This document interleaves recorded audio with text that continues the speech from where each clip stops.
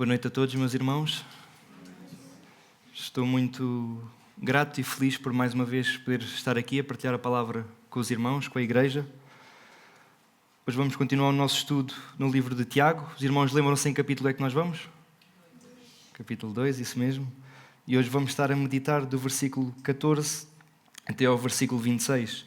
E podemos dar o título que talvez todas as nossas Bíblias, que acho que são iguais ou praticamente todas, têm, que é: a fé sem obras é morta. E vamos ler a palavra do Senhor. Diz assim: Meus irmãos, qual é o motivo se alguém disser que tem fé, mas não tiver obras? Pode acaso semelhante fé salvá-lo? Se um irmão ou uma irmã estiverem carecidos de roupa e necessitados do alimento cotidiano, e qualquer dentre vós lhes disser: ide em paz, aquecei-vos e fartai-vos, sem contudo lhes dar o necessário para o corpo, qual é o proveito disso? Assim também a fé, se não tiver obras, por si só está morta. Mas alguém dirá: tu tens fé e eu tenho obras. Mostra-me essa tua fé sem obras, e eu com as obras te mostrarei a minha fé. Crês tu que Deus é um só? Fazes bem. Até os demónios creem e tremem. Queres, pois, ficar certo, ó homem sensato, de que a fé sem obras é inoperante? Não foi por obras que Abraão, o nosso pai, foi justificado quando ofereceu sobre o altar o seu próprio filho Isaque? Vês como a fé operava juntamente com as suas obras? Com efeito, foi pelas obras que a fé se consumou.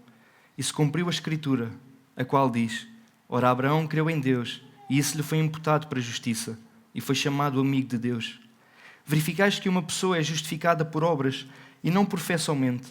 De igual modo, não foi também justificada por obras a meretriz Raabe, quando acolheu os emissários e os fez partir por outro caminho? Porque assim como o corpo sem espírito é morto, assim também a fé sem obras é morta. Vamos orar, irmãos. Senhor, levantamos a nossa voz mais uma vez a Ti nesta noite, Pai, pedindo-te que Tu possas ser connosco, possas abrir os nossos corações, Senhor, possas abrir o nosso entendimento. Senhor, ajuda-nos a guardar a Tua palavra nos nossos corações, Senhor, e a viver de acordo com ela, Senhor. Que aquilo que nós vamos estar a meditar possa ser de edificação para todos nós, Senhor, e que em tudo Tu possas ser honrado e glorificado, porque só Tu és digno. Oramos no nome de Jesus. Amém. Amém, meus irmãos. Podem tomar os vossos lugares. Como nós sabemos, este Tiago não era o apóstolo Tiago, era Tiago, o irmão de Jesus. O apóstolo Tiago já tinha morrido nesta altura. E este Tiago, o irmão de Jesus, ele pastoreava a igreja de Jerusalém, juntamente com o apóstolo Pedro. E como já vimos, Tiago escreve esta carta com o propósito de levar estes nossos irmãos a quem ele enviou a carta a terem um amadurecimento espiritual. Ele tinha como objetivo também confortar os seus corações, porque estes crentes estavam a passar por várias tribulações, por várias provações, como nós já vimos, e ele também queria confortá-los, mas ao mesmo tempo queria que eles chegassem, que eles amadurecessem mais. Ele sabia que havia uma necessidade de crescimento espiritual nestas igrejas. Estes nossos irmãos eram perseguidos pelos judeus, pelos gentios, alguns sofriam opressões nos trabalhos, mas Tiago, ele queria corrigir algo que era importantíssimo, que era uma deficiência que havia na fé destes nossos irmãos. Quem recebeu esta carta, aquelas igrejas a quem Tiago estava a escrever, eles já tinham crido no Evangelho, eles já conheciam o Evangelho, e eles conheciam a doutrina da justificação pela fé, como nós encontramos em Efésios 2, que diz: somos salvos pela graça, por meio da fé, e isto não vem de vós, é dom de Deus, não vem de obras, para que ninguém se glorie. Ou seja, nós não somos salvos por algo que nós fazemos, nós somos salvos pela soberana graça de Deus. É isso que nos faz ser salvos, tal como nós cantávamos. Esta foi a mensagem que lhes foi pregada. E esta é a mensagem que também nos dias de hoje é pregada, porque claramente nós somos salvos pela graça, por meio da fé. Mas há quem defenda, e estes irmãos estavam com esse problema, que bastava simplesmente crer e não era preciso as obras. Nós vemos que somos salvos pela graça, por meio da fé, não por obras para que ninguém se glorie. Mas as obras são uma evidência daqueles que já são salvos. Mas eles achavam que isso não era importante. Meus irmãos, há quem creia que somos salvos pela fé sem obras. As obras são irrelevantes para a nossa salvação. Então, não importa aquilo que nós façamos, porque somos salvos pela graça, é Deus que nos escolhe, então nós não precisamos de fazer mais nada a partir daí. E isso não é verdade. Então, às vezes, alguém que não vive uma vida piedosa acha que é salvo simplesmente porque creu. Mas depois vive uma vida ímpia, uma vida que nada tem a ver com Deus. Mas acha que é salvo porque creu, porque aceitou Jesus. E nós precisamos ter cuidado com isso. Eles acreditavam que uma vez que eles criam em Jesus Cristo, a salvação estava garantida por essa obra de Jesus. E aquilo que eles faziam não iria ter impacto nenhum na redenção. Mas é perigoso nós pensarmos assim, porque não está totalmente certo pensar dessa maneira. E, meus irmãos, Tiago pode parecer um bocado contraditório se nós pensarmos só por alto e não formos a fundo. Parece que Tiago está a ir contra Paulo, mas não é verdade. Tiago vai complementar aquele que era o ensino que Paulo já tinha dado. Tiago combatia uma má interpretação daquilo que Paulo tinha ensinado. Paulo já os tinha ensinado, mas eles tinham interpretado mal a doutrina que Paulo tinha ensinado. Então, o que Tiago quer é mostrar-lhes e ensiná-los realmente o que é que Paulo tinha dito. Que eles estavam-se a desviar para outro caminho e Tiago quer voltar a direcioná-los. Paulo ensina-nos sobre a causa da salvação. Paulo diz-nos que nós somos salvos pela fé. É isso. Não há mais nada que nós possamos ser salvos, é só dessa maneira. E o que Tiago vai dizer é que quem já é salvo tem que mostrar evidências disso. É isso que Tiago nos mostra. Então, Paulo diz-nos como é que nós somos salvos e Tiago vai nos dizer que quem já é salvo tem que dar evidências dessa salvação, tem que mostrar fruto de novo nascimento. E às vezes, por esta carta não ser bem entendida, ela às vezes é lida, é colocada de parte. Uma curiosidade é que até Martinho Lutero chamou esta carta de palha, por achar que não tinha uma importância para a propagação do Evangelho, mas depois Martinho Lutero foi perceber mais tarde realmente esta carta é essencial para a vida da Igreja. É essencial para nós como Igreja crescermos e amadurecermos espiritualmente. No meio evangélico, de modo geral, e isto não é bom, mas é algo que é um pensamento muito comum de acontecer, é que se eu sou salvo por meio da fé, o meu comportamento é completamente irrelevante. O que salva é a fé e não as boas obras ou a falta delas. É verdade que também existe o contrário. Muita gente também acha que é por fazer boas obras que vai para o céu. Então acha que é porque está em ações sociais, que é quando a igreja tem alguma ação exterior e essa pessoa está lá, acha que é por isso que é salva, ou então simplesmente acha que vai para o céu porque ajuda uma ou outra pessoa. E esse pensamento também é errado. Esse pensamento mostra apenas um coração ganancioso e interesseiro que só pensa em si. Mostra um coração de alguém que não nasceu de novo e que só está preocupado em garantir a sua salvação. Muitos vão apontar para a graça de Deus, para a fé em Jesus Cristo, mas não exigem nada daqueles que professam essa fé. Não exigem uma mudança de vida, não exigem uma transformação. Não se preocupam se de facto há uma conduta que comprova essa fé verdadeira. Muitos acham que é simplesmente porque alguém diz que creu em Jesus, que está salvo e é nosso irmão. E não, tem que haver provas disso. Tem que haver provas de um novo nascimento. E eles defendem-se e defendem vários pecados, várias libertinagens que deixam acontecer na igreja, dizendo que Deus é amor, mas sem conhecer, na verdade, aquilo que é o amor de Deus. Muitos permitem uma libertinagem muito grave, dizendo que são salvos, porque Deus é amoroso, Deus é gracioso, então perdoa tudo e não tem mal nenhum. Alguns chegam a aprovar o divórcio dentro das igrejas, chegam a aprovar relações homossexuais, chegam a aprovar relações sexuais antes do casamento. Alguns aprovam vidas de desobediência aos pais, vidas de desobediência aos patrões, não são um exemplo no trabalho, vidas rebeldes. Alguns, até na igreja, parecem ser os mais santos, mas se nós conhecermos a vida deles lá fora, vemos que não tem nada a ver com Cristo, mas acham que nada disso importa, porque creem em Jesus. E vão caminhando a passos largos para um abismo que não tem retorno. Tanto quem ensina como quem ouve. Porque, tal como todos nós estávamos cá no domingo e ouvimos do nosso pastor, o espírito que move quem ouve é também o espírito que move os líderes. E como nós aprendíamos, a melhor maneira de nós combatermos estas heresias, estes falsos mestres, é nós falando a verdade e anunciando a verdade. É nós, com a nossa vida, nós mostramos quem é Cristo e como é que um cristão deve viver de verdade. Tiago vai nos exortar a afirmarmos e a confirmarmos com a nossa vida o verdadeiro Evangelho. Nós que, graças a Deus, conseguimos discernir simplesmente através da palavra aquilo que é o bem e aquilo que é o mal. Porque nós já fomos alcançados por essa graça. Fomos regenerados por Deus.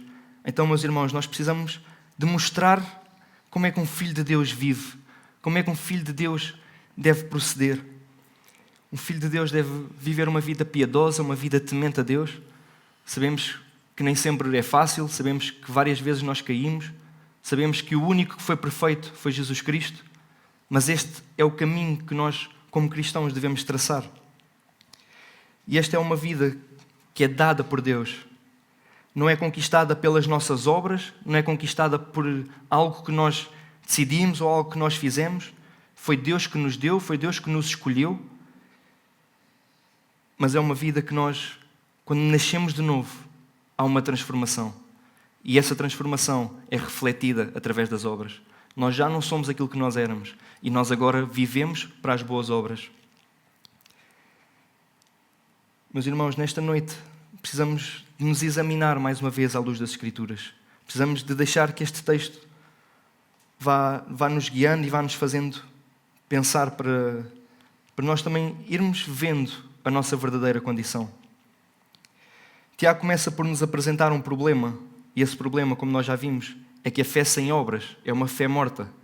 E nós vemos isso dos versículos 14 ao 18. E eu vou começar a ler agora só o versículo 14, que diz: Meus irmãos, qual é o proveito se alguém disser que tem fé, mas não tiver obras? Pode acaso semelhante fé salvá-lo? E nós aqui vamos começar já a ver características de uma fé morta.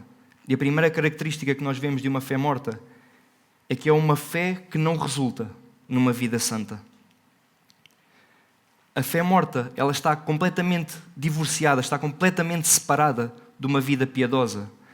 Em algumas vidas é possível ver, é visível, ver o abismo que há, a separação gigante que há entre aquilo que eles professam com a boca e aquilo que eles vão viver. Há uma diferença gigante. Tal como eu dizia, dentro da igreja, se calhar, parece que são os mais santos, mas fora da igreja vivem uma vida que nada edifica a Cristo. Eles dizem crer na verdade, mas a verdade não transformou as suas vidas. Eles até podem ter ouvido, até pode ter chegado aos seus ouvidos, mas ela não chegou até ao seu coração. Não houve uma transformação, não houve verdadeiro arrependimento, não houve novo nascimento. A questão de Tiago é a pessoa afirmar que tem fé, mas não haver evidências disso. Tiago não era contra a confissão da pessoa. Tiago era eles confessarem isso, mas não darem provas de novo nascimento. Era por isso que Tiago estava a alertar. As pessoas acreditavam que bastava professar com a boca o nome de Jesus Cristo e eram salvas. Esta era uma questão muito complicada, meus irmãos, e muito sensível de tratar. E hoje em dia também é, porque isto hoje em dia também acontece. Por isso é que nem sempre a carta de Tiago ela é bem aceita por todos, porque é uma carta que vai contra muitos ensinamentos que nós vemos hoje em dia em algumas igrejas. Tiago diz: qual é o proveito que alguém tem em professar essa fé e depois não ter obras ou não ter ações que comprovem essa fé verdadeira? Não há nenhum proveito disso. Não há como provar que a pessoa realmente tem fé. E, meus irmãos, Tiago não desprezava a fé de ninguém, assim como nós não o fazemos, mas há evidências que têm de ser visíveis. E não podemos tirar os versículos do contexto, porque a Bíblia, em parte nenhuma, se contradiz. Nós temos a palavra, temos o livro sagrado, e ele não se contradiz em nada, desde o início até ao fim. Por isso é que nós precisamos de ler a Bíblia, precisamos de entender os contextos em que foram escritos, precisamos de entender a história, e não podemos simplesmente agarrar num versículo e separá-lo, porque isso pode tirar completamente o contexto, e depois podemos dizer algo que não tem nada a ver com o contexto em que ele foi escrito. Meus irmãos, se algo parece muito bonito e muito atrativo quando nós estamos a ler, nós precisamos de ter um pouco de atenção a isso. Porque às vezes o que está a acontecer é nós estamos a ler algo que está a afagar um pouco o nosso ego e nós estamos, se calhar, a tirar um pouco do contexto. E às vezes isso acontece quando nós lemos, às vezes, só algumas partes ou algum versículo separado e não vamos ler o contexto que está para trás. E nós precisamos de entender o todo. Romanos 10, de 9 a 10, é uma passagem que é muito usada neste sentido que nós estamos a falar. De acharem que por simplesmente confessarem, por simplesmente professarem com a boca, eles são salvos. E Romanos 10, 9 diz: Se com a tua boca confessares Jesus como Senhor e em teu coração creres que Deus o ressuscitou dentre os mortos, serás salvo. Porque com o coração se crê para a justiça e com a boca se confessa a respeito da salvação. Meus irmãos, isto é uma passagem que infelizmente leva muita gente ao engano, achando que são salvos apenas por professarem isto. E depois vivem uma vida completamente contrária àquilo que é a vida de um cristão. Vivem vidas sem consciência alguma do que é o pecado, sem noção de que precisam verdadeiramente se arrepender. São ímpios, que nunca deixaram de o ser, mas que acham que vão para o céu porque professaram com a sua boca que Jesus Cristo era o seu Senhor. Infelizmente, hoje em dia vemos igrejas cheias de pecadores que não se arrependem e que apenas têm o seu ego afagado por falsas doutrinas. E isto é grave, meus irmãos. E, como vemos, não é algo que é recente, é algo que já antigamente acontecia. Quando tanto o Senhor Jesus Cristo e também o apóstolo Paulo, eles falavam da necessidade de uma profissão de fé, isso estava implícito que essa profissão de fé era para alguém que já tinha nascido novo, era para alguém que já tinha sido regenerado. Era confessado por alguém que o Espírito Santo já tinha transformado o seu interior. Então essa pessoa já tinha sido transformada e ela professava isso. Não era por alguém que queria ser salvo. Não era alguém que queria ser salvo e professava isso. Não era por alguém, por uma pressão do exterior e ela dizia isso. Ou por uma emoção do momento que é gerado na igreja e a pessoa sente muita emoção e muita sensação de querer dizer isso. Porque a pressão à volta é muita. Mas depois isso é algo vazio. A confissão é uma expressão externa da obra interna que o Espírito Santo faz no coração de uma pessoa. E isso é visível somente através dos frutos. Esta confissão, em alguns casos, ela podia levar à morte de alguns dos nossos irmãos. Porque a igreja estava a ser perseguida e alguns irmãos que professavam seguir a Jesus Cristo, eles eram mortos. Por isso nós não podemos olhar para esta passagem, para estes versículos, de forma leviana. Não era algo simples. É uma passagem que é muito profunda e que exalta a grandeza e a soberania do nosso Deus. Exalta Jesus Cristo, o nosso Rei e Senhor, aquele que morreu por nós, aquele que pagou o preço. Isto é uma passagem que exalta o nosso Senhor. E não podemos olhar para ela simplesmente como sem irmos a fundo, sem irmos ao verdadeiro contexto dela. Alguns diziam isto achando que poderiam escolher o céu, ignorando completamente a soberania de Deus. Antes da fundação do mundo, Deus escolheu aqueles que eram seus. E é através do novo nascimento, é através de nós ouvirmos o Evangelho a ser pregado, que Ele nos concede o arrependimento. E só dessa maneira é que nós o conhecemos. Não é uma simples decisão nossa, não é uma escolha nossa, é Ele que nos escolheu antes de tudo. Antes da fundação do mundo, Deus já tinha escolhido o seu povo. Uma pessoa que professa isso, ela até pode continuar a ir à igreja. Ela, se calhar, no domingo a seguir até vai à igreja. Ela até pode ser batizada. Mas se não houver frutos de novo nascimento, tudo isso é em vão. Essa fé pode salvá-la. Como Tiago diz, qual é o proveito dessa fé? Nenhum. Essa fé não pode salvá-la, porque não há evidência do novo nascimento. Não há evidência desses frutos. Com isto, Tiago está-nos a dizer que a confissão de fé em Cristo, que não é acompanhada de boas obras, ou seja, que não há uma transformação no nosso interior, que não há um novo nascimento, algo que é visível no exterior, essa fé não é útil para a salvação. Meus irmãos, nós não podemos ensinar alguém que ele vai ser salvo apenas por confessar o nome de Jesus Cristo. E nós damos graças a Deus, irmãos. Aliás, nós não podemos ensinar alguém que é salvo simplesmente por achar que professa o nome de Jesus Cristo e é salvo por isso, e damos graças a Deus por mais um irmão que é salvo e está aqui no nosso meio. Nós temos de ter cuidado com isso, porque isso é uma heresia, irmãos, e graças a Deus Ele tirou-nos daí. Nós, pela graça, Ele levou-nos ao arrependimento e salvou-nos. Mas infelizmente hoje há muita confusão na igreja e há tantos que acham que são salvos e depois vivem como querem, vivem vidas que nada edificam a igreja, nada exaltam a Cristo. Alguns hoje em dia já nem vão à igreja. Eles veem no YouTube, seguem um pastor que nem os conhece e eles acham que são salvos.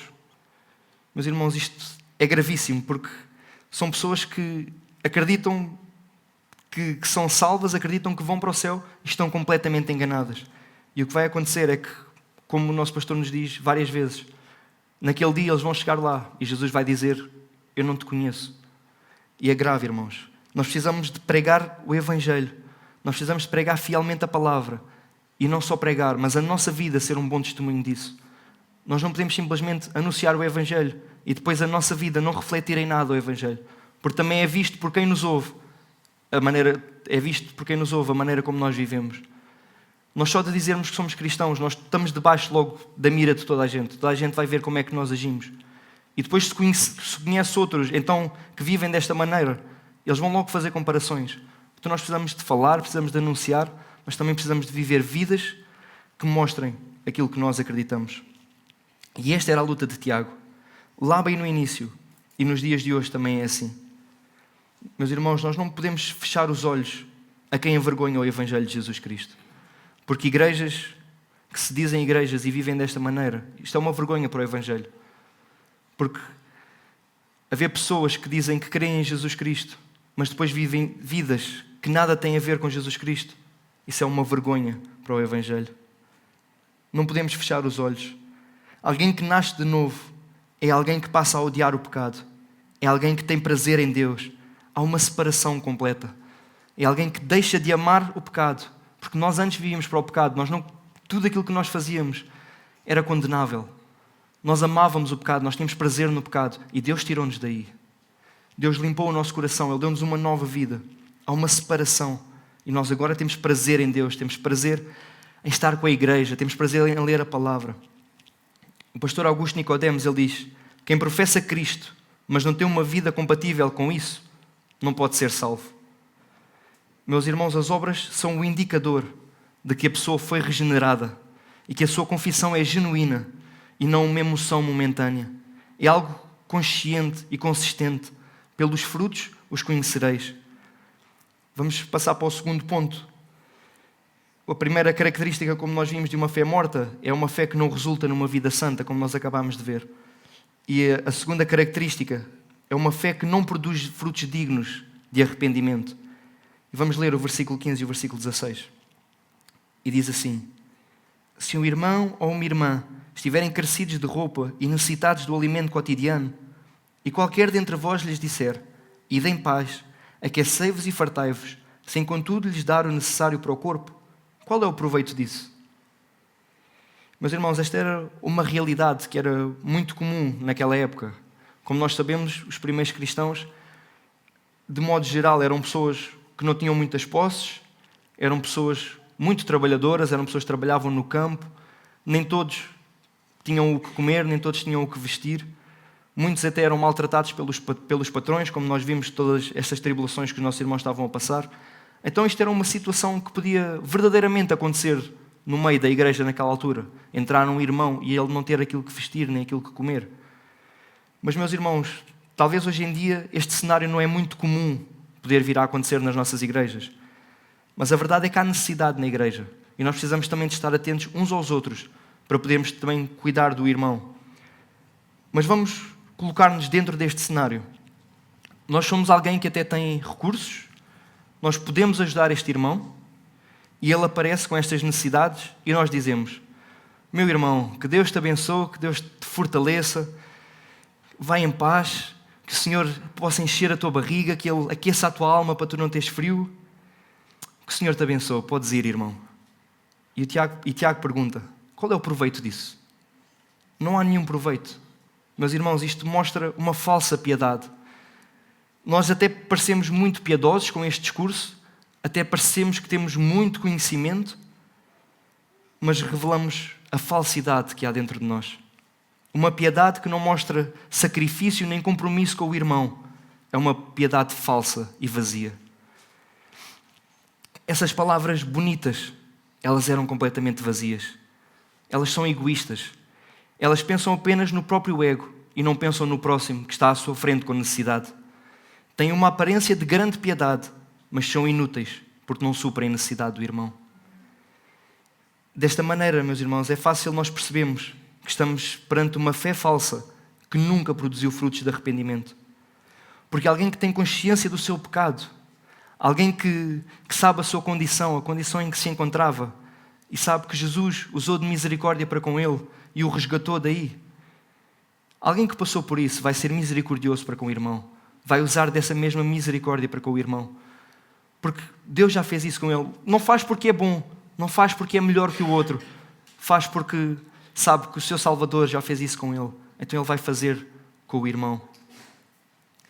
Alguns podem pensar: então, mas Deus tem todo o poder para saciar a fome e saciar o frio deste nosso irmão. Claro que sim, Deus, se quisesse, podia acabar com a fome e acabar com esse frio que o irmão passava. Mas se nós estivermos atentos, nós vemos que geralmente Deus usa pessoas para cuidar de outras pessoas. É verdade que nós vemos muitos milagres na Bíblia, mas também nós sabemos de várias situações em que Deus usa pessoas para cuidar de outras pessoas, usa irmãos para cuidar de outros irmãos. E vemos que é dessa maneira que Deus age em nós, que Deus molda a nossa vida, que Deus transforma a nossa vida, para nós sermos sensíveis ao outro, para nós termos cuidado com o outro e para nós cuidarmos do outro. Porque, como nós vemos, se fosse por nós, se nós não tivéssemos nascido de novo, nós não iríamos ajudar o irmão. Ou então nós iríamos ajudar, mas com o entendimento errado. Mas agora que Deus já transformou a nossa vida, nós vamos ajudar o irmão, não querendo receber nada em troca do irmão, não ajudando porque vamos garantir o céu se ajudarmos, mas ajudamos porque é dessa maneira que um filho de Deus age, porque é dessa maneira que Jesus agia. Deus supre as necessidades que cada um de nós tem, usando a vida de outro irmão. E este é o privilégio que Deus nos dá, de fazermos parte da igreja, de fazermos parte uns dos outros, de fazermos parte do corpo de Jesus Cristo. Tal como o nosso pastor nos diz várias vezes, e ele lembra várias vezes este versículo, 1 João 3,16. Nisto conhecemos o amor, que Cristo deu a sua vida por nós, e nós agora devemos dar a vida pelos nossos irmãos. É desta maneira que a igreja deve viver. É com este espírito, é com esta natureza regenerada de alguém piedoso, alguém que está disposto a dar a vida pelo irmão, alguém que não despreza o irmão, alguém que ama de verdade. Mais uma vez, nestes 2 versículos, nós vemos uma confissão de fé que não era seguida de boas obras. Vemos uma aparência de piedade naquilo que ele diz, mas que rapidamente nós percebemos que é uma falsa piedade, egoísta e sem frutos de arrependimento. Meus irmãos, isto é muito frequente nas igrejas de hoje. É possível nós vivemos uma vida inteira na igreja, nós professarmos a nossa fé, mas nós não nascermos de novo. É possível nós andarmos muitos anos, andarmos iludidos, e nós não termos nascido de novo ainda. E nós sabemos disso. Como os irmãos sabem, eu cresci na igreja desde os 3 anos, fui batizado com 15, e aos 15 eu professei a minha fé, eu fui batizado. E naquele momento, eu digo aos irmãos, eu fui muito sincero naquilo que estava a fazer. Eu fui muito sincero em dizer que queria seguir Jesus para o resto da minha vida. Mas eu não tinha nascido de novo. Eu não tinha noção do que era a igreja, eu não tinha noção de quem é que era Jesus Cristo, eu não tinha noção de quem é que era Deus, eu não tinha nascido de novo. Eu vivia uma vida completamente iludido, perdido completamente no pecado. Eu estava a traçar um caminho que me ia levar para o abismo. Mas eu achava que ia para o céu. Eu achava que, apesar de tudo aquilo, de todos os disparates, todos os pecados que eu cometia, eu achava que Deus era amor, que Deus me perdoava e eu iria para o céu. Mas graças a Deus Ele teve misericórdia de mim e Ele abriu-me os olhos. Ele regenerou a minha alma. E quando Deus faz essa obra nas nossas vidas, meus irmãos, não é só o conhecimento que muda, é a vida que é totalmente transformada. E eu não estou a dizer isto nunca para me gloriar a mim. É mesmo porque eu dou graças a Deus, porque Ele faz isso nas nossas vidas. Nós estamos completamente perdidos, nós estamos completamente separados dEle, e Ele, através da mensagem do Evangelho, Ele salva a nossa vida. É através da mensagem do Evangelho, através de nós percebermos que Jesus Cristo é o único caminho, que Ele foi o único que viveu uma vida perfeita e que nós, como pecadores, nós iríamos para o inferno, não havia qualquer solução para nós, mas Jesus veio e Ele morreu pelos nossos pecados. E a garantia disso é que Jesus ressuscitou ao terceiro dia e Ele agora está à direita do Pai. E Ele transformou a nossa vida. Quando nós queremos, Ele transforma. Há uma transformação de dentro para fora. Nós já não desejamos mais o pecado. Nós agora desejamos Cristo. Nós agora somos apaixonados pela sua igreja. Nós agora somos apaixonados pela sua palavra. Este é o novo nascimento. Isto é a nova natureza que Deus nos dá. Esta é a verdadeira obra regeneradora de Cristo. Ele pega em homens e mulheres pecadores, expõe-nos ao Evangelho, mostra que eles precisam de se arrepender e crer em Jesus Cristo, que morreu pelos pecados, mas que ressuscitou pelo seu povo. Não ressuscitou por todos, mas ressuscitou por todo o tipo de pessoas. E Ele tem o seu povo dado por Deus. Jesus é o único que nos pode salvar. E aí sim, aqueles que são dele, Ele não muda simplesmente, Ele transforma completamente a vida. Ele quebra aquilo que havia e transforma em algo novo. Meus irmãos, o chamado é irresistível. Aqueles que são verdadeiramente chamados não conseguem resistir a isso. E aqueles que são dele, eles não perdem a salvação. Isso é a nossa garantia. Porque não foi uma escolha nossa, mas foi Ele que nos salvou. E Ele diz que aqueles que estão na minha mão, ninguém os arrebatará de lá. Meus irmãos, nós não conseguimos mudar nada. Se um artesão que trabalha com vidro, ele quiser transformar um copo numa jarra, ele não consegue simplesmente agarrar no copo e esticá-lo e fazer dele uma jarra. Ele tem que partir o copo. Ele parte o copo, ele agarra naquele vidro e ele transforma-o numa jarra. E é isso que Deus faz connosco. Ele não muda simplesmente a nossa vida. Ele mata-nos completamente. O velho homem morre, ele acaba connosco. E só aí Ele dá-nos um novo nascimento, dá-nos uma nova natureza, dá-nos uma nova alma. Isso é a regeneração. E isso acontece. E quando isso acontece, há evidências claras disso. Quando isso acontece na vida de um filho de Deus, isso é visível no exterior. Tiago conclui este primeiro argumento no versículo 17. E ele diz: assim também a fé, se não tiver obras, por si só está morta. E podemos concluir juntamente com ele que uma fé sem obras é uma fé morta. É uma fé vazia, é uma fé egoísta, que não produz efeito nenhum. É uma fé que não leva à confissão de pecado. É uma fé que deixa apenas o ímpio a continuar a ser o ímpio, cada vez mais enganado. É uma fé que não leva à eternidade. Meus irmãos, vamos ver a terceira característica de uma fé morta. E a terceira característica é que uma confissão vazia e sem argumentos.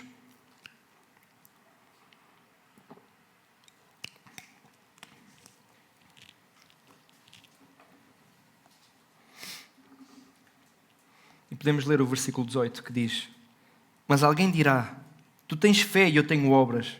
Mostra-me essa tua fé sem obras, e eu com as obras te mostrarei a minha fé. Tiago aqui, ele começa uma discussão com um opositor imaginário. Ele está a escrever como se estivesse a falar diretamente com algum deles que estava a ler a carta. E quando ele diz perdão, mas alguém dirá, é como se fosse Tiago diretamente a dizer: então tu tens fé e eu tenho obras, mostra-me essa tua fé sem as obras, e eu com as obras vou-te mostrar a minha fé. Meus irmãos, a resposta a isto é clara. É impossível mostrar a fé sem as obras.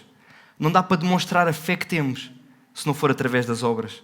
Por isso é que Tiago vai dizer: tu não consegues fazê-lo, mas eu com as minhas obras, eu vou-te mostrar isso. Eu mostro-te a minha fé. Aquilo que nós queremos tem de ser visível ao olharem para nós. Deus deu-nos uma nova natureza, uma nova vida. Então isso tem que ser visível em nós. É dessa maneira que nós demonstramos a fé verdadeira em que nós queremos, vivendo uma vida piedosa e temente a Deus. Podemos imaginar isto desta maneira. Quando nós olhamos para uma árvore, nós estamos a ver a árvore, mas nós não vemos a seiva que corre dentro da árvore. Não vemos aquilo que está a correr dentro do tronco, que vai para os ramos. Nós não vemos isso. O que é que nós vemos? O fruto que está na árvore. Nós vemos as folhas, nós vemos o fruto. Isso é aquilo que é visível. Então nós não vemos aquilo que acontece dentro da árvore, mas nós vemos a expressão externa daquilo que está a passar dentro da árvore. É dessa maneira que é connosco.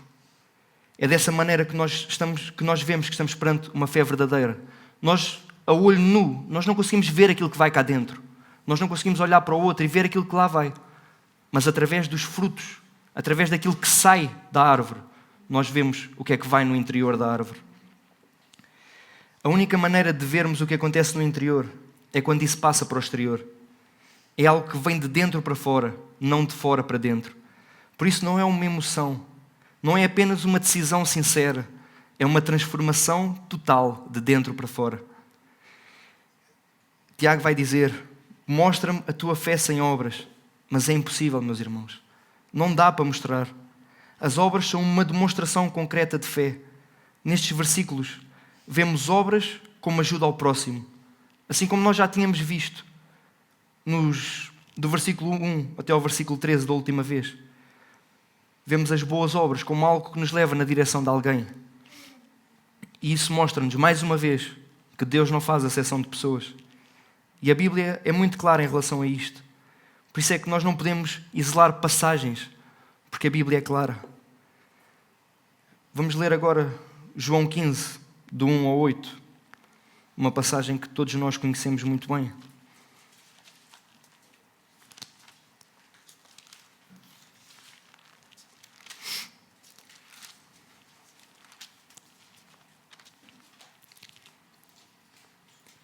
E diz assim a palavra do Senhor: eu sou a videira verdadeira e o meu pai é o agricultor.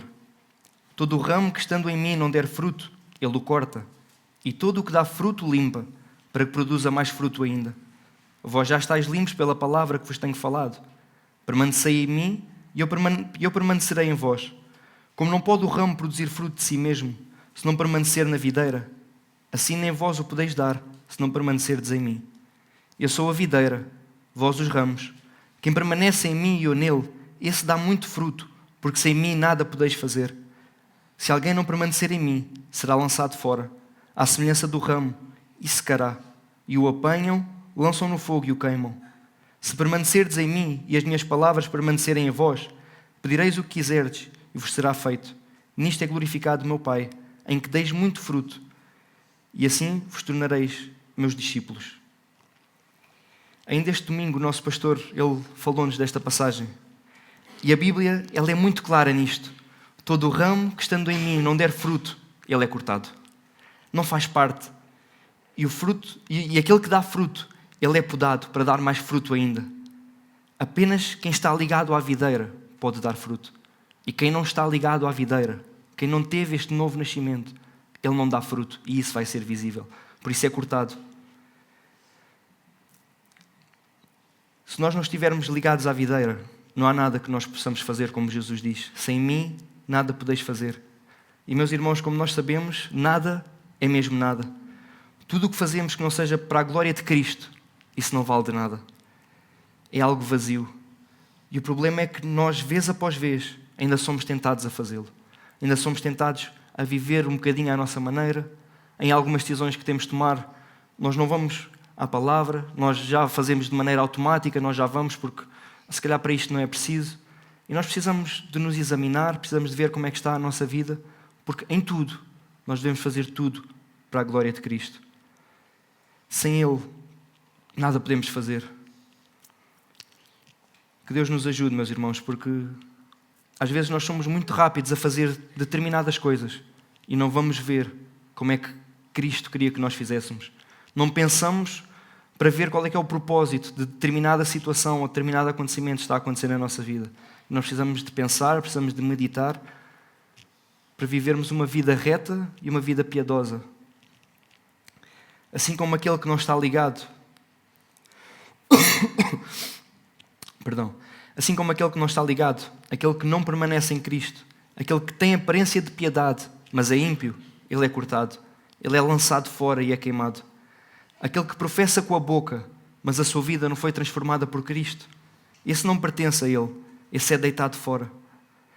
Alguém que vive uma vida que faz acessão de pessoas, uma vida egoísta que só pensa em si, que tem uma aparência muito espiritual, mas que é movido pela carne, pela ganância, esse não pode pertencer a Cristo, porque ele não dá evidências disso, ele não dá evidências do novo nascimento. Esse caráter que demonstra não é um caráter de um cristão. Se nós estamos ligados à videira, nós temos de viver uma vida piedosa e uma vida que exalta Cristo. E são esses os frutos que exaltam a Deus, como está escrito no versículo 8, como nós líamos. Mas, meus irmãos, isso não deve ser um peso para nós. Esse é o processo normal de um verdadeiro filho de Deus. Não deve ser algo pesado. Nós obedecermos a Deus não é um peso para nós. É uma alegria. É uma alegria de nós hoje podermos obedecer ao Rei dos Reis, ao Senhor de todo o universo. Meu irmão, então não basta dizermos que cremos em Jesus. A nossa fé, sendo verdadeira, ela precisa de ser provada. E Tiago, se nós nos lembrarmos, ele falou-nos disso no capítulo 1. Ele falou-nos que é bom nós sermos provados. Tiago vai dizer: meus irmãos, tendo por motivo de toda a alegria o passares por várias provações, sabendo que a provação da vossa fé, uma vez confirmada, ela produz perseverança. Ora, a perseverança deve ter ação completa, para que sejais perfeitos e íntegros, em nada deficientes. As provas é Deus que está a trabalhar em nós, e isso é bom. Nós devemos nos alegrar nas provas.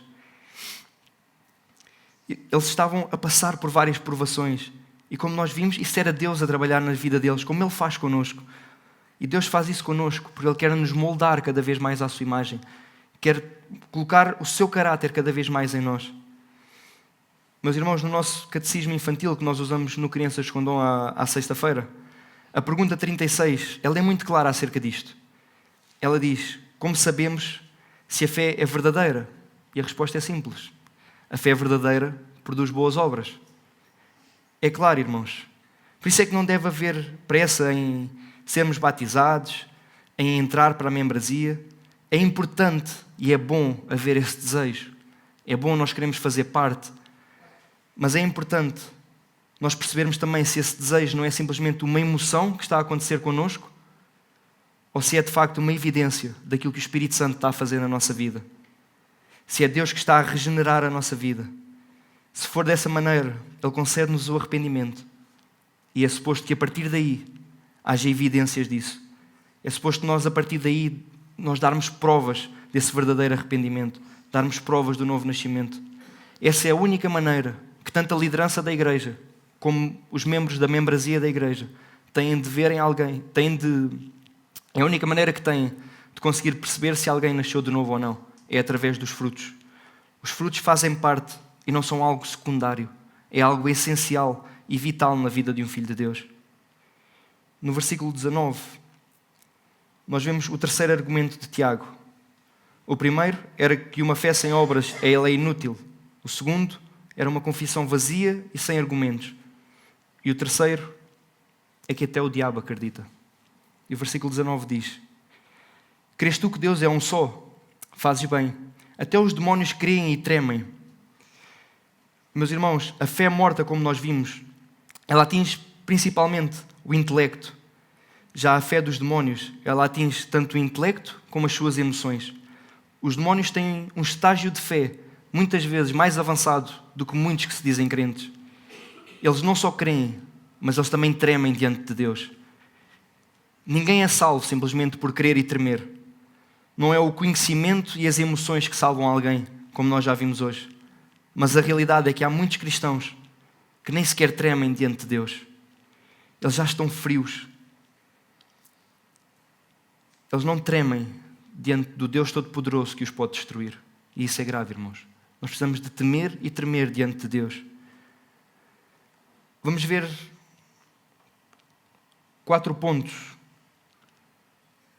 E vamos ver aquilo em que os demónios creem. Em primeiro lugar, eles creem que Deus é um só. Eles acreditam na Shema judaica, que era a oração central, era a declaração de fé básica do judaísmo. E que nós conhecemos bem, que está em Deuteronômio 6,4.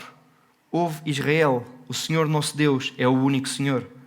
Esta era a oração mais importante e ela era recitada tanto de manhã como à noite pelos nossos irmãos.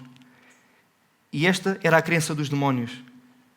Eles criam que Deus era um só, mas apesar de crerem nisso, eles não eram salvos. Eles estavam destinados ao inferno. Em segundo lugar, eles creem na divindade de Cristo. Os demónios corriam para se ajoelhar diante de Cristo e para o adorar. Vemos isso em Marcos 3,11, que diz: também os espíritos imundos, quando o viam, prostravam-se diante dele e exclamavam: Tu és o Filho de Deus. Eles sabiam que Jesus, feito homem, aquele homem em carne e osso que estava ali, ele era o Filho de Deus. Eles reconheciam isso em Jesus Cristo. Em terceiro lugar, eles creem no inferno. Eles não só creem no inferno, como eles sabem que estão destinados a ir para lá. Marcos 8,29 fala-nos disso. Fala-nos de 2 endemoniados gadarenos. E numa declaração deles percebemos que eles sabiam qual é que era o seu destino. Eles dizem: E eis que gritaram: Que temos nós contigo, ó Filho de Deus? Vieste aqui atormentar-nos antes do tempo? Então eles sabiam que vai haver um tempo em que eles vão ser mandados para o inferno. E eles, quando viram Jesus, eles achavam que Jesus os ia mandar antes desse tempo para lá. Jesus já os estava a atormentar. Ou seja, eles sabem que vão passar um inferno, eles sabem que vão passar uma eternidade a ser atormentados por Cristo. Quarto lugar, eles creem que Jesus Cristo é o supremo juiz que os vai condenar naquele dia. Este último é a conclusão dos outros 3. Eles sabem que no final eles terão de comparecer diante do supremo juiz. Eles creem que todo o joelho se vai dobrar diante de Cristo. Mesmo assim, eles estão eternamente perdidos. Uma fé meramente intelectual e emocional, ela coloca-nos simplesmente no mesmo patamar que os demónios. É por eles crerem neste julgamento que eles tremem aos pés de Jesus. Eles sabem que é Ele que os vai julgar, então eles tremem. Eles não se acham melhores, eles percebem o seu lugar perto de Jesus Cristo.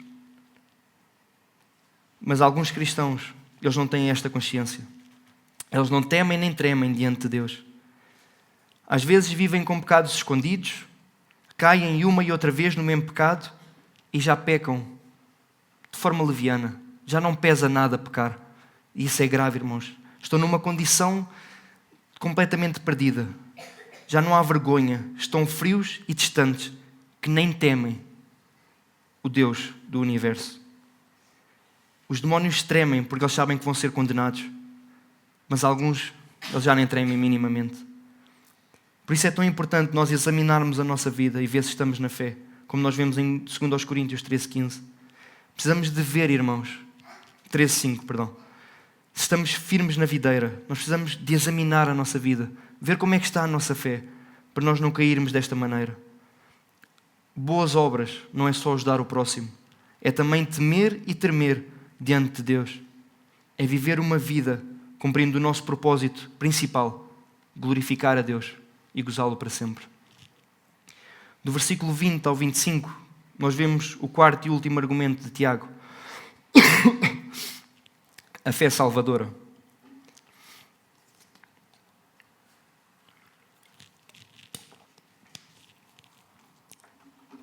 E diz assim: Queres, pois, ficar certo, ó homem insensato, de que a fé sem obras é inoperante? Não foi por obras que Abraão, o nosso pai, foi justificado, quando ofereceu sobre o altar o próprio filho Isaque? Vês como a fé operava juntamente com as suas obras? Com efeito, foi pelas obras que a fé se consumou. E se cumpriu a Escritura, a qual diz: Ora, Abraão creu em Deus, e isso lhe foi imputado para a justiça, e foi chamado amigo de Deus. Verificaste que uma pessoa é justificada por obras, e não somente por fé. De igual modo, não foi também justificada por obras a meretriz Raabe, quando acolheu os emissários e os fez partir por outro caminho? Então aqui, Tiago mostra-nos a fé salvadora. Tiago mostra-nos que a fé salvadora, nós encontramos a base dela na palavra de Deus. E ele vai nos mostrar 2 exemplos de fé de pessoas totalmente diferentes, mas que Deus usou de uma forma tremenda. Tiago cita o exemplo de Abraão e de Raabe, 2 pessoas diferentes. Abraão, amigo de Deus. Raabe pertencia ao povo que era inimigo de Deus. Abraão, um homem piedoso. Raabe, uma prostituta. Abraão, judeu. Raabe, gentia. Então, se nós formos ver, o que é que este homem, o que é que esta mulher, eles tinham em comum? A fé. Eles confiavam em Deus. A questão não é a fé, mas o objeto da fé. Não é uma fezada, como o nosso pastor nos diz várias vezes. Não é uma fé em ídolos. Não é uma confissão positiva. Não é fé nos meus méritos. É fé em Deus e na sua palavra. Uma fé que tem lógica e que tem razão. A fé está alicerçada em Deus e na sua palavra. A fé salvadora envolve a fé salvadora, ela envolve todo o ser humano e ela conduz-nos a uma ação. A fé morta envolve apenas conhecimento. Podendo às vezes até ter emoção, mas a fé verdadeira atinge tudo. Ela atinge a vontade de servir a Deus, a vontade de obedecer-lhe, a vontade de querermos fazer a sua vontade. A mente entende a verdade, o coração deseja a verdade e a vontade age com base na verdade. Tiago vai-nos falar de Abraão, o pai da fé, um homem de grande confiança em Deus. Durante anos, Abraão peregrinou por Canaã à espera que Deus cumprisse a promessa, que ele teria uma descendência numerosa e futuramente a posse daquela terra. Isso está lá em Gênesis 15. Em Gênesis 15, Deus refaz a promessa a Abraão no que diz respeito à sua posteridade. E diz que a descendência de Abraão ela seria tão numerosa como as estrelas do céu. No versículo 6 deste capítulo, diz-nos: Ele creu no Senhor e isso lhe foi imputado para a justiça, como está aqui escrito em Tiago, no versículo 23. Abraão foi declarado justo por Deus porque creu nele, porque confiou nele, mesmo não sabendo como Deus iria fazer.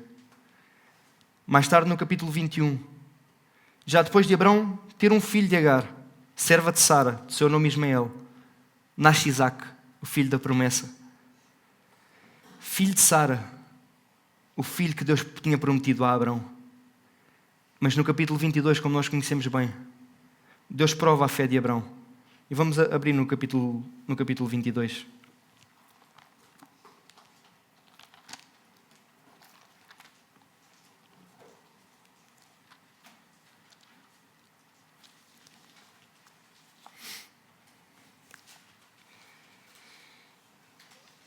Deus coloca à prova a Abraão. Ele diz-lhe para oferecer o seu único filho amado em holocausto. E o que é que Abraão faz? Ele prepara tudo e vai. Vamos ler do versículo 7 até ao versículo 18. Quando Isaac disse a Abraão, seu pai: Meu pai, respondeu Abraão, eis-me aqui, meu filho. Perguntou-lhe Isaac: Eis o fogo e a lenha, mas onde está o cordeiro para o holocausto? Respondeu Abraão: Deus proverá para si, meu filho, o cordeiro para o holocausto. E seguiam ambos juntos. Chegaram ao lugar que Deus lhe havia designado. Ali edificou Abraão um altar. Sobre ele dispôs a lenha, amarrou Isaac, seu filho, e o deitou no altar, em cima da lenha. E estendendo a mão, tomou o cutelo para imolar o filho. Mas do céu lhe bradou o anjo do Senhor: Abraão, Abraão. E ele respondeu: Eis-me aqui. Então lhe disse: Não estendas a mão sobre o rapaz e nada lhe faças, pois agora sei que temes a Deus, porquanto não me negaste o filho, o teu único filho. Tendo Abraão erguido os olhos, viu atrás de si um carneiro preso pelos chifres, entre os arbustos. Tomou Abraão o carneiro e ofereceu-o em holocausto, em lugar do seu filho. E pôs Abraão por seu nome àquele lugar: o Senhor proverá. Daí dizer-se até ao dia de hoje: no monte do Senhor se proverá. Então do céu bradou pela segunda vez o anjo do Senhor a Abraão e disse: Jurei por mim mesmo, diz o Senhor, porquanto fizeste isso e não me negaste o teu único filho, que deveras te abençoarei e certamente multiplicarei a tua descendência como as estrelas do céu e como a areia na praia do mar. A tua descendência possuirá a cidade dos seus inimigos. Nela serão benditas todas as nações da terra, porquanto obedeceste à minha voz. Meus irmãos, isto é uma história tremenda. Abrão, ele passou na prova. A fé que vemos que Abrão tem no capítulo 15, ela é justificada no capítulo 22, pela obra de obediência a Deus. Vemos aqui, mais uma vez, que as obras, elas vêm comprovar a fé que nós temos. Obedecer a Deus também é abrir a mão daquilo que é o mais importante para nós, para agradar a Deus. E isso vai demonstrar, de facto, o que é mais importante para nós. Se é Deus ou se é aquilo que nós possuímos. Não podemos confundir as coisas, irmãos. Não é pelas obras que nós somos salvos, é pela fé. Mas a fé verdadeira, ela produz boas obras, como nós acabámos de ver. A fé verdadeira, ela tem várias características entre elas. Amar o próximo, um desejo de servir, temor e tremor diante de Deus, o desejo de viver uma vida piedosa, odiar o pecado. Meus irmãos, a fé sem obras é uma fé inoperante.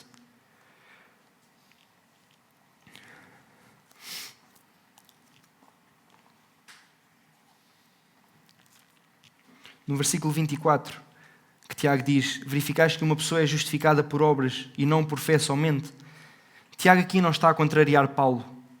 As obras que Paulo condena em Gálatas, quando ele diz ninguém é salvo por obras da lei, eram obras que eles achavam que porque as cumpriam, eles eram salvos, eles iriam ganhar o céu. E não foi isso que aconteceu com Abrão. Não era isso que nem Paulo fala lá, nem aquilo que Tiago está a falar aqui. Pela lei, todos nós éramos condenados. Nenhum de nós conseguia cumprir totalmente a lei. Por isso veio Jesus Cristo, o homem perfeito, o único que cumpriu toda a lei. E graças a Ele, nós já não somos condenados por essa lei. Mas vivemos com o propósito de obedecer à lei. Mesmo sabendo que vamos falhar. Mesmo sabendo que vamos cair. Mas é essa fé que nós temos em Jesus Cristo. Nós somos salvos pela fé na obra de Cristo Jesus. Somos salvos para as boas obras. Ele é o Filho perfeito, Ele é o homem perfeito. No versículo 25, Tiago fala-nos de Raabe. Raabe era uma meretriz, era uma prostituta que morava em Jericó. Ela recebeu na sua casa 2 espias que foram enviados por Josué para fazerem reconhecimento militar daquela cidade, porque estavam a preparar-se para a invadir. Então, ela, ao falar com eles, ela professa quem Deus é e afirma que todos naquela cidade, principalmente o rei, estavam com medo de Deus. Rapidamente, espalhou-se a notícia pela cidade que os 2 espias estavam na casa de Raabe, e o rei de Jericó, ele ordenou que fossem lá à casa dela à procura deles. Mas Raabe escondeu-os e enganou as autoridades. Ela disse-lhes que eles realmente já tinham estado lá, mas tinham seguido por outro caminho, e se eles fossem por aquele caminho, eles até os iam encontrar. E era mentira, eles estavam lá escondidos em casa dela. Raabe mentiu para os proteger. Mas, meus irmãos, nós não podemos condenar eticamente Raabe. Ela era gentia. Eles fizeram um acordo com ela para que deixasse uma corda. Tinha sido a corda que ela tinha deixado, pela qual eles tinham fugido da casa dela. Eles tinham-lhe dito a ela para ela deixar lá a corda, que eles quando fossem invadir a cidade, eles sabiam que naquela casa não era para tocar. E eles disseram para ela reunir toda a sua família naquela casa. E todos eles foram salvos. Ninguém tocou naquela casa. Meus irmãos, o que é levado em conta é que aquela prostituta pagã, ela creu em Deus e provou que a sua fé era verdadeira. Quando ela arriscou a sua vida para salvar aqueles 2 espias. Ela escolheu escondê-los, porque ela sabia que eles vinham da parte de Deus. Tiago, ele vai citar uma das personagens mais importantes do Antigo Testamento. E em seguida, ele cita uma muito importante também, mas que não tem tanto destaque, normalmente. E Tiago quer dizer com isto, mais uma vez, que para Deus não há essa diferença. Quer se trate de um ou de outro, o princípio é o mesmo. A fé sem obras, ela é morta. E Deus não faz exceção de pessoas. O versículo 26 é a conclusão de todos estes argumentos que Tiago levanta. E diz: porque assim como o corpo sem espírito é morto, assim também a fé sem obras é morta. Tiago encerra este capítulo resumindo tudo aquilo que ele disse com o objetivo de corrigir esse erro grave que aquelas igrejas vinham a passar. Eles pensavam que ouvir sermões, ir à igreja, confessar que Jesus Cristo era o seu Senhor, era suficiente para os livrar da ira vindoura. Mas o que Tiago lhes diz é: vocês entenderam isso tudo mal. Não é dessa maneira, não foi isso que Paulo vos ensinou. Nós somos salvos pela fé, sim, mas a verdadeira fé, ela tem de produzir boas obras. As boas obras é que confirmam a fé. Meus irmãos, como nós vimos, esta mensagem é muito importante para nós hoje. É importante nós termos esta convicção, que nós somos salvos somente pela fé em Cristo Jesus, que Ele regenerou a nossa alma, que Ele é o Senhor e o Salvador das nossas vidas. E que devemos sim professar isto a toda a gente. Nós devemos professar que Jesus Cristo é o nosso Senhor e o nosso Salvador. Mas a nossa vida tem que refletir isso. A nossa vida tem de ser um exemplo para quem nos rodeia.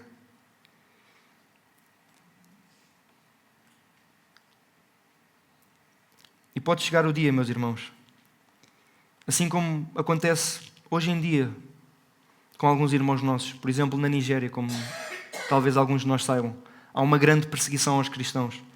E se calhar esses dias vão chegar até nós aqui em Portugal. Só Deus sabe.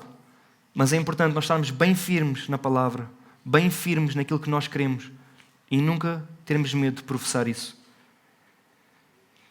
Por isso é que a passagem que nós vimos no início em Romanos, ela não pode ser vista de maneira leviana. Porque ao professarmos, isso pode custar a nossa vida. Mas é dessa maneira que nós devemos viver. Nós professamos a nossa fé em Cristo. Isso é algo profundo.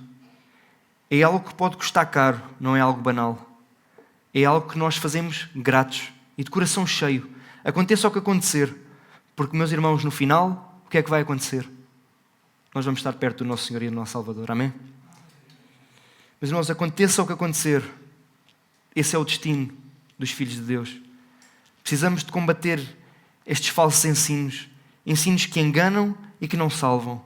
Apenas deixam ímpios, gananciosos, achando-se bons, porque Deus os ama. Mas no final, quando forem prestar contas, muitos vão ouvir: eu não te conheço. Por isso, como filhos de Deus, como aqueles que estão ligados à videira, precisamos viver vidas piedosas que confirmam a fé que professamos. Meus irmãos, a principal aplicação que nós podemos fazer segundo este texto é nós sondarmos o nosso coração. Nós precisamos examinar a nossa vida, como nós já vimos que está escrito em Coríntios. Examinai-vos a vós mesmos. Perdão. Examinai-vos a vós mesmos, se realmente estáis na fé. E, meus irmãos, eu queria deixar algumas perguntas que nos vão ajudar a nós nos examinarmos a nós mesmos. E essas perguntas são: quais são as diferenças da minha vida para a vida de um ímpio que apenas professa a sua fé? Outra pergunta: tenho reconhecido verdadeiramente o meu pecado diante de Deus? Já me arrependi verdadeiramente dos meus pecados? O meu coração ama a Deus ou apenas deseja fugir da ira vindoura? Tenho plena convicção e já confessei que Cristo morreu pelos meus pecados e somente através da sua obra eu posso ser salvo? Confio eu plenamente no Senhor Jesus Cristo? Posso dizer que verdadeiramente Deus transformou a minha vida?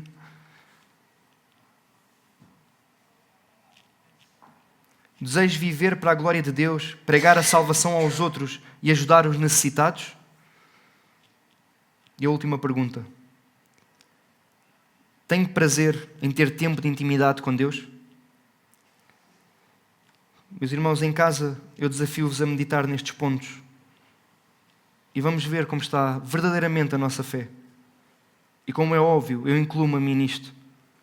É importante nós termos este tempo em que nós paramos e nós analisamos a nossa vida. Nós vemos como é que realmente está a nossa fé, aquilo que nós queremos. Precisamos de ver principalmente como é que está a nossa relação com Deus.